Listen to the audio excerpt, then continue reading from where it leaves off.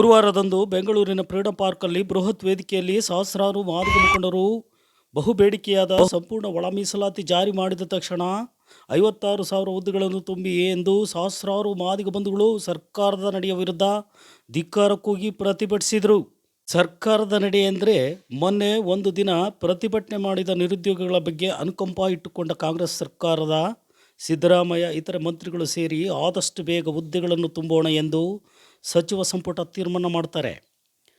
ಕಳೆದ 35 ವರ್ಷಗಳಿಂದ ಒಳ ಮೀಸಲಾತಿಗಾಗಿ ಹೋರಾಟ ಮಾಡಿಕೊಂಡು ಬಂದ ಮಾದಿಗರ ಬಗ್ಗೆ ಹೋರಾಟದ ಬಗ್ಗೆ ಯಾವೊಬ್ಬ ಮುಖ್ಯಮಂತ್ರಿ ಯಾವೊಬ್ಬ ಮಂತ್ರಿಗಳ ಗಮನಕ್ಕೆ ಬಾರದೆ ಹೋಗಿದ್ದು ನಾಚಿಕೆ ತರುವಂಥದ್ದು. ಇದು ಕಾಂಗ್ರೆಸ್ಸಿನ ನಾಟಕ ಎಂದು ಮುಖಂಡರು ದೂರಿದರು. ಸಂಪೂರ್ಣ ಒಳ ಮೀಸಲಾತಿ ವರ್ಗೀಕರಣ ಆಗದೆ ಯಾವುದೇ ಕಾರಣಕ್ಕೂ ಹುದ್ದೆಗಳನ್ನು ತುಂಬಬಾರದು ಎಂದು ಸರ್ಕಾರಕ್ಕೆ ಎಚ್ಚರಿಕೆ ಮುಟ್ಟಿಸಲು ಸಲುವಾಗಿ ಬೃಹತ್ ಸಂಖ್ಯೆಯ ಮಾದಿಗರು ಫ್ರೀಡಂ ಪಾರ್ಕಲ್ಲಿ ಬೃಹತ್ ಪ್ರತಿಭಟನೆ ಧರಣಿ ನಡೆಸಿದರು.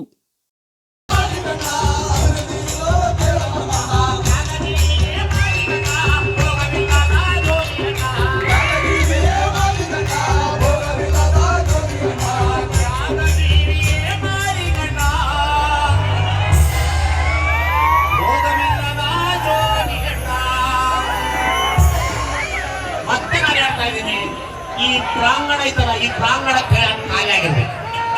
ಮತ್ತೆ ಮತ್ತೆ ನಿಲ್ಲೋದು ಬೇಡ, ಪ್ಲೀಸ್.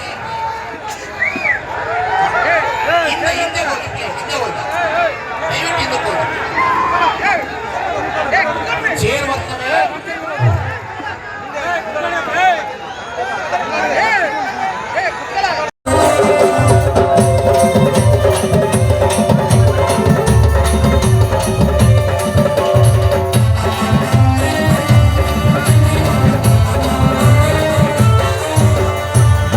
ಹೆಜ್ಜೆಗೂ